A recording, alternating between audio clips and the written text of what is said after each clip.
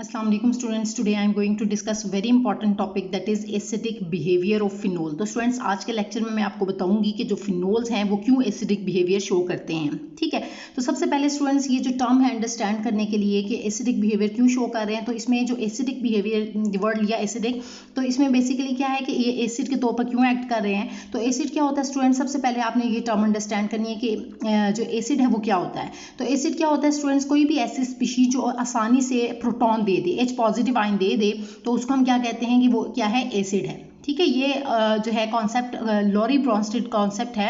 उसके अकॉर्डिंग लोरी Bronsted concept क्या कहता है कि जो कोई भी ऐसी स्पीशीज जो प्रोटॉन आसानी से दे देती है वो एसिड कहलाती है। तो होता क्या है कि जो आपका फिनोल है ये एसिडिक बिहेवियर शो करता है। इसका क्या मतलब है कि फिनोल भी क्या करता है, अपना प्रोटॉन आसानी से दे देता है, तो इसी वजह से हम कहते हैं कि ये एसिडिक बिहेवियर जो है वो शो कर रहा है। ठीक है, तो अब इसके बारे में स्टूडेंट्स कुछ पॉइंट्स हैं वो आप क्लियर करेंगे तो मजीद जो है वो आपका ये कॉन्सेप्ट क्लियर होगा। ठीक है, तो अब एसिडिक बिहेवियर ऑफ फिनोल में क्या है, सबसे पहला पॉइंट हमारा वो ये है कि जो आपका फिनोल है that is much more acidic then alcohols. Alcohol से ज़्यादा एसिडिक है but less acidic then carboxylic acids. लेकिन अगर हम कार्बोक्सिलिक एसिड्स यानी कि आपके कार्बोक्सिलिक एसिड्स के हैं RC double bond O and OH, ये जनरल कार्बोक्सिलिक एसिड का फॉर्मूला है, जनरल फॉर्मूला R से हम इसको रिप्रेजेंट कर रहे हैं। जब हम स्पेसिफाई करेंगे तो हम बता सकेंगे, अगर लेट्स सपोज यहाँ पर मैं CH3 लगाती हूँ तो हमारा एसिटिक एसिड हो जाएगा। इस तरह से वैरायटी ऑफ कार्बोक्सिलिक एसिड्स। ठीक है, लेकिन यहाँ पर अभी हम बात कर रहे हैं कि फिनोल जो है वो एसिडिक है। किससे ज़्यादा एसिडिक है, मच मोर एसिडिक है अल्कोहल से, लेकिन लेस एसिडिक है कार्बोक्सिलिक एसिड से। तो ये तो मेन क्लास है एसिड्स की, तो इसी वजह से ये तो ज़्यादा एसिडिक होंगी।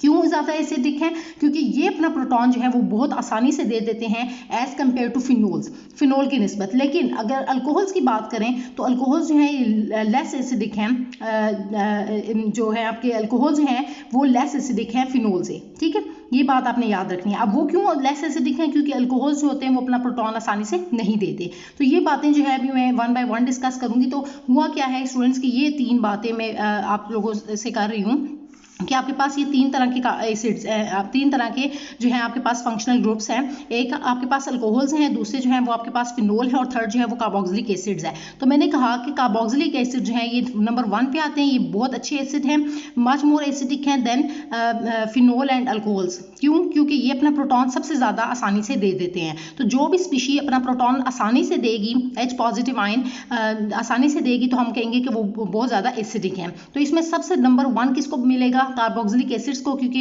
ये अपना प्रोटॉन आसानी से देते हैं। फिर अब सेकंड नंबर पे आ जाएं तो सेकंड नंबर पे आपका जो है वो फिनोल्स आ जाते हैं। फिनोल क्यों आते हैं, क्योंकि ये प्रोटॉन मतलब इसकी निस्बत जो है ये आसानी से प्रोटॉन नहीं देते। लेकिन अगर हम अल्कोहल से इसको कंपेयर करें तो जो आपके फिनोल्स हैं वो ज़्यादा एसिडिक हैं। क्यों, क्योंकि वो प्रोटॉन आसानी से दे देते हैं, लेकिन अल्कोहल जो है वो अपना प्रोटॉन आसानी से नहीं देते। ठीक है, तो फिर ये फर्स्ट नंबर पे, ये सेकंड पे, और ये वाला आपके पास अल्कोहल जो है वो थर्ड नंबर पर आ जाएंगे। तो होप सो कि स्टूडेंट्स ये पॉइंट आपको क्लियर हो गया।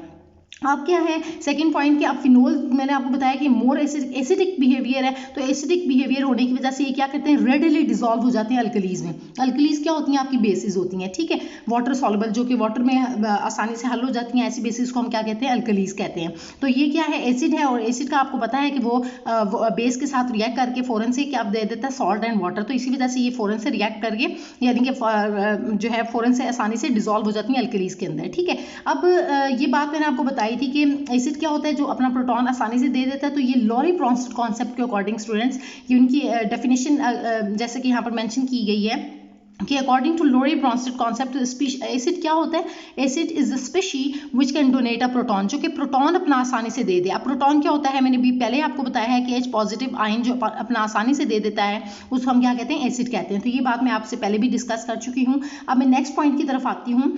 तो हमारा नेक्स्ट पॉइंट क्या है, कहता है कि the strength of N acid depends on. अब जो आपके एसिड की स्ट्रेंथ है, कि मैंने आपसे बताया कि जो है कार्बोक्सिलिक एसिड ज़्यादा एसिडिक है, इसकी स्ट्रेंथ ज़्यादा है और मोर एसिडिक है देन फिनोल, और फिर इसकी जो है वो it is more acidic then alcohols. तो ये स्ट्रेंथ किस पर डिपेंड करती है स्टूडेंट्स, तो ये बात बहुत ही ज़्यादा इंपॉर्टेंट ये है फैक्टर कि आपको ये दो पॉइंट्स आपने याद रखने हैं कि एक किस पर डिपेंड करती है, the ease of removal of proton from an acid, कि कितना आसानी से जो है वो प्रोटॉन जो है वो उसमें से निकल रहा है, कितना कोई भी एसिड जो है वो कितना आसानी से अपना प्रोटॉन दे रहा है। ईज ऑफ रिमूवल पे डिपेंड करता है, किस पे डिपेंड करता है, ease of removal of proton, कि कोई भी एसिड जो है वो कितना आसानी से अपना प्रोटॉन दे रहा है, तो वो उसकी स्ट्रेंथ उस पर डिपेंड करेगी। तो आपको पहले बताया कि कार्बोक्सिलिक एसिड्स अपना प्रोटॉन ज़्यादा आसानी से देते हैं, तो इसलिए इसकी जो है वो स्ट्रेंथ ज़्यादा होगी, ये इस फर्स्ट नंबर पे आ जाएगा। फिर इसी तरह से दूसरा वाला सेकंड नंबर पे और फिर थर्ड नंबर पे इस तरह से आप रख रहे हैं। सेकंड उसके बाद जो पॉइंट है वो क्या है कि the stability of resulting A9. अब रिजल्टिंग एनाइन जो है वो क्या है कि जो इसके रिजल्ट में क्या होता है कि जब स्टूडेंट्स ये क्या करता है अपना प्रोटॉन देता है तो उस वक्त जो है वो इसका एक रिजल्टिंग एनाइन बनता है। अब जैसे कि यहाँ पर फिनोल की अगर हम बात करें तो होता ये है कि आपका जो है फिनोल, ये मैं रिएक्शन के थ्रू भी आपको दिखा देती हूँ कि कैसे ये अपना इसका जो रिजल्टिंग एनाइन है वो स्टेबल होता है और उसकी वजह से ये जो है वो इसको क्या मिलता है, स्ट्रेंथ मिलती है, एसिड को स्ट्रेंथ मिलती है। ठीक है, तो अब क्या है, ये आपका फिनोल है, आप देख रहे हैं कि ये फिनोल है। जब बेंजीन रिंग के ऊपर OH ग्रुप लगा होता है तो हम इसे फिनोल कहते हैं। तो अब क्या करता है कि जब इसका वाटर के साथ रिएक्शन होता है, ठीक है, वाटर के साथ रिएक्शन होता है, तो अब क्या हो रहा है कि ये यहाँ से अपना प्रोटॉन, यानी कि जो फिनोल है अपना, मैंने अभी आपको बताया कि इसका जो OH ग्रुप है, यहाँ पर ये जो प्रोटॉन है ये क्या करता है, आसानी से किसको दे देता है, वाटर को दे देता है। अब वाटर के साथ ये इसका रिएक्शन हो रहा है तो ये अपना प्रोटॉन दे रहा है, और आप देखें कि इसका अब ये जो बॉन्ड था O2H बॉन्ड, तो ये यहाँ से इसके ऊपर शिफ्ट हो जाता है, ठीक है, इन the form of negative charge. तो ये बन जाता है, ऑक्सीजन के ऊपर नेगेटिव चार्ज आ गया, और यहाँ से जब हाइड्रोजन इसके पास गया तो ये बन गया H3O पॉजिटिव आयन, जिसको हम हाइड्रोनियम आयन कहते हैं। तो अब ये स्टूडेंट्स की जो आपके पास रिजल्टिंग एनाइन बना है, आप देख रहे हैं इसके ऊपर नेगेटिव चार्ज है, जिसको हम क्या कहते हैं, फिनॉक्साइड आयन। अब फिनोल का है तो इसी वजह से हम किसको क्या बोल रहे हैं स्टूडेंट्स, फिनॉक्साइड आयन। ठीक है, तो अब स्टूडेंट्स ये सेकंड फैक्टर है जिसकी वजह से क्या होगा कि आपकी जो रिजल्टिंग एनाइन, यानी कि ये जो रिजल्टिंग एनाइन है ये क्या करेगा, ये स्टेबिलिटी की रीजन बनेगा, कि यही क्या फैक्टर है कि जिसकी वजह से आपका जो एसिड है वो स्ट्रेंथ उसमें आ जाएगी। ठीक है, यानी कि वो एसिडिक बिहेवियर जो है वो इस वजह से ये देख लें कि आपका जो फिनोल है वो एसिडिक बिहेवियर जो है वो शो कर रहा है कि जिसने इसने प्रोटॉन जो है वो अपना आसानी से दे दिया है। अब स्टूडेंट्स यहाँ पर जो सेकंड फैक्टर है वो ये कि ये जो नेगेटिव चार्ज है वो मतलब इसके अंदर स्टेबिलिटी किस वजह से आएगी, जो स्टेबिलिटी की बात मैंने की कि स्टेबिलिटी ऑफ रिजल्टिंग एनाइन, तो इसमें जो स्टेबिलिटी है वो किस वजह से आ रही है कि ये जो ऑक्सीजन के ऊपर नेगेटिव चार्ज है ये क्या करता है, ये इन्वॉल्व होता है with in resonance with pi electrons. ये जो बेंजीन रिंग के पाई इलेक्ट्रॉन्स हैं, ये जो आप देख रहे हैं डबल बॉन्ड, फिर सिंगल, फिर डबल, फिर सिंगल, फिर डबल सिंगल, तो ये जो पाई बॉन्ड है, ये पाई बॉन्ड यानी कि जिनको आप पाई इलेक्ट्रॉन्स भी कह सकते हैं, तो ये पाई इलेक्ट्रॉन्स जो हैं स्टूडेंट्स, ये बेंजीन रिंग के, ये क्या करते हैं, रेजोनेंस में इन्वॉल्व होते हैं with this negative charge that is present on oxygen. तो अब क्या होगा कि इसी वजह से ये स्टेबलाइज्ड हो जाएगा और इसकी वजह से ये क्या करेगा, फिनॉक्साइड आयन को स्टेबल कर देगा, और फिर इस तरह से जो है ये एसिडिक बिहेवियर जो है वो अपना शो करेगा। अब यही बात मैंने पॉइंट्स के फॉर्म में भी मेंशन की हुई है, तो ये आप देख लें कि phenol show acidic behaviour because its anion formed is stabilized by resonance. तो ये आप देख रहे हैं कि मैंने भी आपको बताया कि ये ऑक्सीजन के ऊपर जो नेगेटिव चार्ज है ये क्या होता है कि इन्वॉल्व होता है with pi electron cloud on the benzene ring. ठीक है, और ये डीलोकलाइजेशन इस तरह से होती है और ये क्या करते हैं, इसको फिनॉक्साइड आयन को स्टेबल कर देता है। तो यही बात आप देख लें कि क्या मैंने बताया कि एनाइन जो है वो फॉर्म्ड होता है stabilised by resonance and negative charge on oxygen that is involve with pi electron cloud. तो ये जो पाई इलेक्ट्रॉन क्लाउड है बेंजीन रिंग के अंदर, ये आप देख रहे हैं कि ये जो बेंजीन में जो पाई इलेक्ट्रॉन्स मौजूद हैं, तो ये इसके साथ क्या हो जाता है, ये इन्वॉल्व हो जाता है रेजोनेंस में, यानी कि उसको डीलोकलाइजेशन में इन्वॉल्व हो जाएगा, डीलोकलाइज करेगा। तो ये जो नेगेटिव चार्ज है पहले यहाँ पर शिफ्ट होगा, फिर यहाँ से नेक्स्ट में, फिर इस तरह से ये मैं इसका प्रॉपर जो है मैं बताती हूँ कि किस तरह से पाई इलेक्ट्रॉन्स जो हैं वो रेजोनेंस कर रहे हैं। तो रेजोनेंस स्ट्रक्चर्स के थ्रू जो है मैं इसके आपको मजीद डिस्कस करती हूँ। तो हम अब स्टूडेंट्स नेक्स्ट पॉइंट पर आते हैं, लेकिन होप सो कि ये पॉइंट्स जो हैं वो दोनों आपको क्लियर हो गए हैं कि जो एसिड है वो स्ट्रेंथ उसकी किस पर डिपेंड करती है, कि ease of removal of proton, पहली पॉइंट ईज ऑफ रिमूवल है, और सेकंड क्या है कि स्टेबिलिटी ऑफ रिजल्टिंग एनाइन, जो रिजल्टिंग एनाइन बनता है वो कितना स्टेबल है। तो अब इसके केस में, फिनोल के केस में जो रिजल्टिंग एनाइन है वो क्या है, फिनॉक्साइड आयन है, और ये स्टेबल किस वजह से हो रहा है, क्योंकि इसके जो ऑक्सीजन के ऊपर नेगेटिव चार्ज है वो डीलोकलाइजेशन में इन्वॉल्व है या रेजोनेंस हो रही है उसकी किसके साथ, पाई इलेक्ट्रॉन्स के साथ of the benzene ring, pi electron cloud of the benzene ring, और इसी वजह से जो आपका फिनॉक्साइड आयन है वो स्टेबल हो रहा है। तो अब स्टूडेंट्स हम इसके मजीद रेजोनेंस स्ट्रक्चर्स के थ्रू जो मैं आपको इसको एक्सप्लेन करती हूँ कि किस तरह से इसके अंदर जो है वो स्टेबिलिटी आ रही है, इनकी जो आपका फिनॉक्साइड आयन है वो स्टेबल कैसे हो रहा है। तो स्टूडेंट्स ये अब आपको नजर आ रहा है कि ये फिनॉक्साइड आयन जो है वो आपको दिखाया गया है। तो ये फिनॉक्साइड आयन अब इसकी मैं बताती हूँ कि किस तरह से जो है वो रेजोनेंस होगी और किस तरह से डीलोकलाइजेशन हो रही है इसकी with pi electrons of the benzene ring. ठीक है, तो अब सबसे पहले ये आपने फिनॉक्साइड आयन बनाना है, तो उसके ऊपर ये आप देखिए नेगेटिव चार्ज को आपने यहाँ से यहाँ पर शिफ्ट करवाया। ठीक है, अब क्या होगा जब ये यहाँ पर शिफ्ट करेगा तो अब यहाँ पर oxygen to carbon double bond हो जाएगा। ठीक है, तो आपने नेक्स्ट स्टेज में इसको इस तरह से रिप्रेजेंट कर दिया। ये जरा करीब करते हैं, oxygen to carbon double bond हो गया और ये वाले जो आप देखें कि यहाँ से ये वाला बॉन्ड क्या होगा, कार्बन की वैलेंसी ज्यादा हो जाएगी, मतलब 4 बॉन्ड की बजाय 5वां बॉन्ड बन जाएगा। तो ये वाला बॉन्ड जो है, ये वाला बॉन्ड जो है वो किधर शिफ्ट हो जाएगा, यहाँ पर in the form of negative charge. तो अब आप देखें कि यहाँ पर शिफ्ट होकर बाकी आपने ये वाले बॉन्ड्स को छेड़ा नहीं है, तो ये आपने एज इट इज रखने हैं। ठीक है, और यहाँ पर क्या हो जाएगा, नेगेटिव चार्ज आ जाएगा। ठीक हो गया, अब क्या होगा नेक्स्ट स्टेज में क्या होगा कि ये वाला जो नेगेटिव है ये फिर किस तरफ मूव करेगा, यहाँ पर, और ये वाले जो है यहाँ पर फिर डबल बॉन्ड बन जाएगा और ये वाले जो पाई इलेक्ट्रॉन्स है वो किधर मूव कर जाएंगे, फिर इस तरफ। तो ये आपने फिर इस तरफ मूव करवा दिया। तो अब देखें कि नेक्स्ट स्टेज में क्या हुआ कि यहाँ पर आपका जो है ये oxygen to carbon double bond, carbon to oxygen double bond as it is, और ये वाला जो है यहाँ पर in the form of electrons ये यहाँ पर शिफ्ट हो गए। ठीक है, और ये वाला यहाँ से यहाँ पर शिफ्ट हो गया। तो अब आपने नेगेटिव चार्ज यहाँ पर लेना है, इसको छेड़ना नहीं है क्योंकि छेड़ा ही नहीं है, तो हमने एज इट इज लगा दिया। अब फिर क्या करेंगे नेक्स्ट स्टेज में कि आपने ये देखना है कि यहाँ से फिर इसने मूव किया, तो अब ये जो है नेगेटिव चार्ज यहाँ से अंदर शिफ्ट किया और ये वाले पाई इलेक्ट्रॉन्स यहाँ से फिर दोबारा से इधर मूव कर जाएंगे। ठीक है, तो फिर अब आपने क्या करना है कि इसको एज इट इज रखा। ठीक है, क्योंकि जिनको छेड़ नहीं रहे आपने उसको एज इट इज रख देना है। ठीक है, और यहाँ पर जो है ये वाला, अब ये वाला एज इट इज आपने यहाँ पर लगा दिया और ये वाला जो है पाई बॉन्ड यहाँ पर इस तरह से आपने शिफ्ट कर दिया। अब नेक्स्ट स्टेज यहाँ से यहाँ पर शिफ्टिंग हुई, तो फिर नेगेटिव चार्ज यहाँ पर शो कर दिया और फिर नेक्स्ट स्टेज में क्या होगा कि ये नेगेटिव चार्ज यहाँ से इधर दोबारा मूव करेगा और ये वाले जो है वो इसके ऊपर दोबारा से ऑक्सीजन के ऊपर नेगेटिव चार्ज की फॉर्म में आ जाएगा।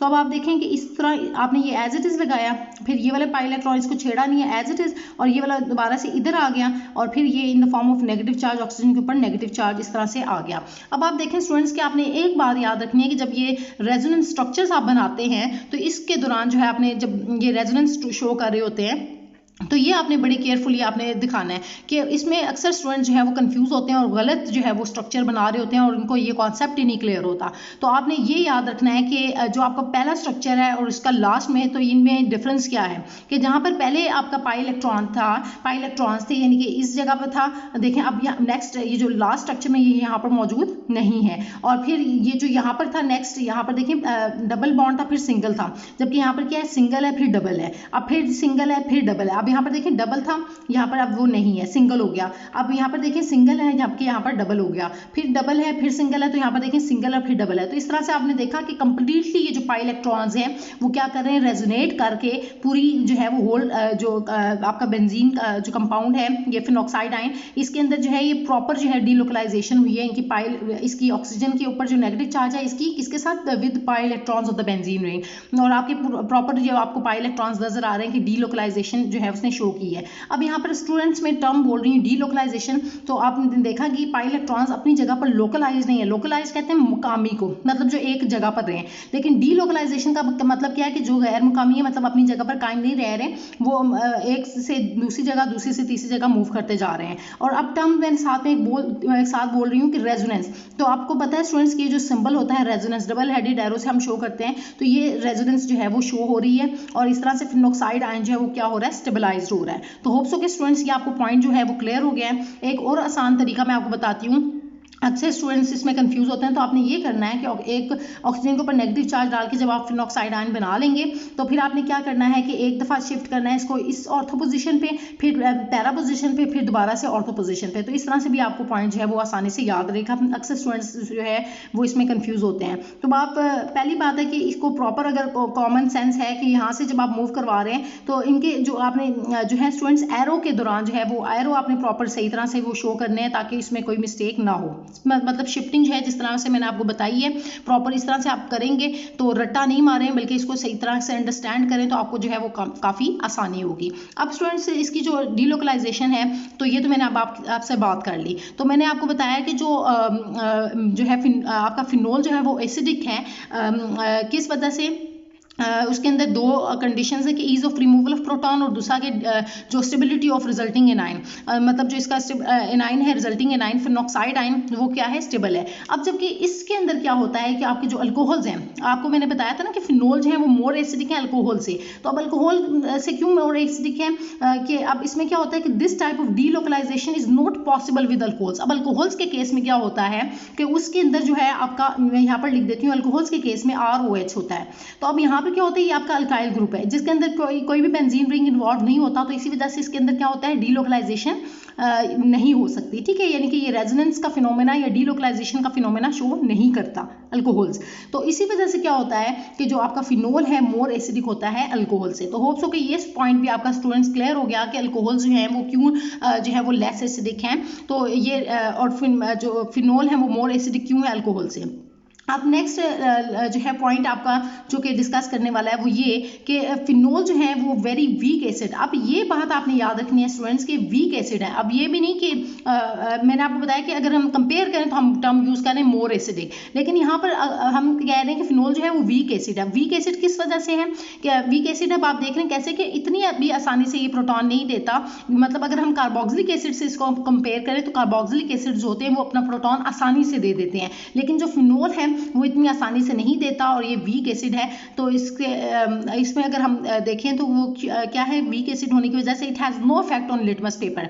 तो लिटमस पेपर पे भी इसका कोई इफेक्ट जो है वो ये शो नहीं करता। मतलब जैसे कि आपको पता है कि जो एसिड्स होते हैं वो क्या करते हैं, ब्लू लिटमस को रेड करते हैं। तो इस तरह से यहाँ पर अगर आप देखें तो लिटमस पेपर के ऊपर जो है इसका कोई इफेक्ट नहीं होता, तो इसी वजह से ये शो होता है कि ये क्या है वीक एसिड है। And it also does not evolve carbon dioxide from carbonates. और इसके अलावा जो एसिड्स होते हैं स्टूडेंट्स उनकी क्या पहचान होती है कि जब भी वो रिएक्ट करते हैं कार्बोनेट्स के साथ तो वो कार्बन डाइऑक्साइड गैस उसमें इवॉल्व होती है, लेकिन इसके केस में ये फिनोल जो है वो वीक एसिड होने की वजह से क्या करता है कि ये जो है कार्बन डाइऑक्साइड गैस इसमें इवॉल्व नहीं होती जब इसका कार्बोनेट्स के साथ रिएक्शन होता है। और इसका जो डिसोसिएशन कॉन्स्टेंट है उसकी वैल्यू आपको याद रखनी है कि Ka से हम इसको डिसोसिएशन कांस्टेंट को रिप्रेजेंट करते हैं, dissociation constant of N acid that is Ka। K जो है वो कांस्टेंट को रिप्रेजेंट करता है और A जो है वो एसिड के डिसोसिएशन कांस्टेंट को। सो डिसोसिएशन कांस्टेंट ऑफ जो है एसिड क्या है इसका Ka इज इक्वल टू 1.3 × 10⁻⁻10। तो ये वैल्यू भी आप लोगों ने अच्छे तरीके से याद रखनी है कि इसका जो डिसोसिएशन कांस्टेंट वैल्यू है वो क्या है, इतनी है। उसके बाद जो है फिनोल जो है that is partially soluble in water. अब ये वाटर में जो है वो पार्शियली सॉल्युबल है and it's solution has a pH of around 5 और 6। अब इसकी जो pH बताई जा रही है वो कितनी है कि 5 या 6 के दरमियान में है, 5 और 6, ठीक। तो अब ये बात स्टूडेंट्स आपने याद रखनी है कि एक लास्ट पॉइंट में आप लोगों से डिस्कस करूंगी इसके बाद भी। तो एक ये पॉइंट याद रखना है कि देखें 7 पे आपका जो कंपाउंड कोई भी जो है वो स्पीशी वो न्यूट्रल है, ठीक है, न्यूट्रल होती है। और 7 से जो आगे जाएं अगर, ठीक है, 14 तक स्केल होता है आपका, तो ये वो बेसिक होती है, ठीक है, 7 से आगे। और 7 से जो पीछे अगर हम आए तो वो क्या होती है, एसिडिक होती है, ठीक है, क्या होती है, एसिडिक होती है। ये बात आपने याद रखनी है। तो ये इस तरह से पॉइंट्स हैं। अब 7 पे वो न्यूट्रल है, 7 से पीछे अगर होगी तो वो क्या होगी, एसिडिक होगी। तो आप देखें कि ये 5 और ये 6 है और इससे पीछे यहाँ पर हम 0 से स्टार्ट कर रहे हैं, तो 0 से ये 14 तक का स्केल होता है, ठीक है। तो 0 पे ये क्या है, मोर एसिडिक होगा। 1 2 3 4। अब जब आहिस्ता से हम आगे जाते जा रहे हैं तो यहाँ पर एसिडिक कैरेक्टर क्या होता जाएगा, वीक, क्योंकि अब वो किस में कन्वर्ट होने जा रहे हैं, न्यूट्रल की तरफ जा रहा है। और फिर 7 से आगे जाएंगे तो 8 पे भी वो कम लेस बेसिक होगा, 9 पे ज़रा सा और बेसिक होगा, और इस तरह से 14 तक आएंगे तो वो और ज़्यादा मोर बेसिक होता जाएगा। तो ये बात आपने देखी है कि ये 5 और 6 तक pH शो कर रहा है, मतलब ये क्या हो रहा है, मोर एसिडिक से किधर आ रहा है, लेस एसिडिक की तरफ आ रहा है, ठीक है। तो इसी वजह से यहाँ से भी आप देख सकते हैं कि ये 5 और 6 की pH शो कर रहा है, तो इसी वजह से ये लेस एसिडिक है, यानी कि वीक एसिड है, ठीक हो गया। तो ये आपको पॉइंट जो है वो मैंने आप लोगों से डिस्कस किया। अब इसके बाद जो बिल्कुल लास्ट पॉइंट जो है हमारे पास क्या है कि ऑर्डर ऑफ रिएक्टिविटी। तो ऑर्डर ऑफ रिएक्टिविटी स्टूडेंट्स इसका क्या है, तो मैंने भी आपसे स्टार्ट में बिल्कुल लेक्चर के स्टार्ट में ही डिस्कस किया था कि जो आपके कार्बोक्सिलिक एसिड्स हैं अगर हम इनका ऑर्डर में डिस्कस करें तो ऑर्डर में सबसे पहले आपके पास कार्बोक्सिलिक एसिड्स आएंगे। कार्बोक्सिलिक एसिड्स जो हैं वो स्ट्रॉन्ग एसिड्स होते हैं क्योंकि ये अपना प्रोटॉन जो है वो बहुत ही आसानी से दे देते हैं, पहली ये बात। फिर उसके बाद जो है ऑर्डर में कार्बोक्सिलिक एसिड्स, उसके बाद जो है वो फिनोल आ जाएंगे। फिनोल जो है वो क्यों एसिड है, एसिडिक कैरेक्टर शो कर रहे हैं क्योंकि इसके अंदर जो फिनोल का OH ग्रुप है वो अपना जो है वो जो फिनोल है वो अपना प्रोटॉन जो है वो प्रोटॉन आसानी से दे देता है। तो इसी वजह से जो है वो फिनोल एसिडिक बिहेवियर शो कर रहा है, एक ये बात। और दूसरा कि उसका जो फिनोक्साइड आयन है, मतलब उसके अंदर मैंने आपको बताया है कि जो इसका एसिडिक कैरेक्टर वो दो वजह से है। एक ये हुआ कि ये अपना प्रोटॉन जो है वो आसानी से दे देता है, ठीक है, आसानी से अपना प्रोटॉन रिमूव कर देता है। और दूसरा क्या, किसकी वजह से, कि जो इसका जो फिनोक्साइड आयन है, ठीक है, फिनोक्साइड आयन, जो फिनोक्साइड आयन है वो क्या होता है, जो उसके ऊपर ऑक्सीजन के ऊपर, फिनोक्साइड आयन के ऑक्सीजन के ऊपर जो नेगेटिव चार्ज होता है वो इन्वॉल्व होता है डीलोकलाइजेशन में with pi electrons of the benzene ring. तो इसकी वजह से उसके अंदर जो है वो उसकी स्टेबिलिटी आ जाती है उसके अंदर। तो स्टेबिलिटी ऑफ फिनोक्साइड आयन, यानी कि रिजल्टिंग इन आयन जो है फिनोक्साइड आयन, उसकी स्टेबिलिटी की वजह से, यानी कि ये दो फैक्टर्स की वजह से ये जो है वो फिनोल जो है एसिडिक बिहेवियर शो कर रहा है। तो सबसे पहले नंबर पे आप किसको देंगे, कार्बोक्सिलिक एसिड्स को नंबर देंगे, मोर एसिडिक हैं। सेकंड नंबर पे फिनोल आ जाते हैं, और वाटर जो है थर्ड नंबर पे। अब यहाँ पर वाटर को भी डिस्कस कर लिया है। तो वाटर का एसिडिक कैरेक्टर किस वजह से, क्योंकि स्टूडेंट्स आपको पता है कि वाटर में भी जो है वो दो हाइड्रोजन होते हैं, HOH बॉन्ड होता है। तो ये यहाँ पर अब दो प्रोटॉन्स मौजूद हैं, तो क्या करता है, वाटर भी आसानी से अपना प्रोटॉन दे देता है। तो इसी वजह से हम कहते हैं कि ये भी क्या कर रहा है, एसिडिक बिहेवियर शो करता है, ठीक है। तो ये थर्ड नंबर पे वाटर आ जाएगा। और फोर्थ नंबर पे आपके पास जो है वो